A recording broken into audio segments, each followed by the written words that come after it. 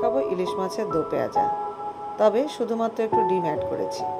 মতো পেঁয়াজ নিয়ে সুন্দরভাবে এটা একটু লাল লাল করে ভেজে নিচ্ছি, নিয়ে এটা আলাদা করে উঠিয়ে নিচ্ছি। এরপরে আমি হলুদ লবণ মাখানো ইলিশ মাছগুলোকে সুন্দরভাবে একটু ভেজে নিচ্ছি। ওই তেলে আমি আবার ডিমগুলো ভালোভাবে ভেজে নিব। এরপরে কড়াইতে তেল দিয়ে তার সাথে আমি আবার পেঁয়াজ অ্যাড করব। হাফ বাটের মতো পেঁয়াজ দিয়েছি। পেঁয়াজগুলো একটু সুন্দরভাবে নেড়ে নিয়ে লাল লাল করে ভেজে নিব। এই সময় আমি যে পেঁয়াজটা বেরেস্তা করেছিলাম তা একটু বেটে নিলাম।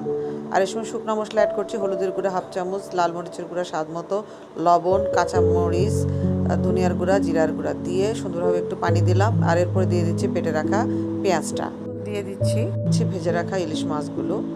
সুন্দরভাবে মশলার সাথে মাছগুলো কষাবো, এর মাঝে ডিমটাও দিয়ে দিলাম। খুব ভালোভাবে কষে আসলে দিয়ে দিচ্ছি সামান্য একটু ঝোলের পানি, 1/4 চামচ গরম মশলা দিয়ে রেখে ঝোলটা শুকিয়ে আসলে নামিয়ে পরিবেশন করব ইলিশ মাছের দো পেঁয়াজা।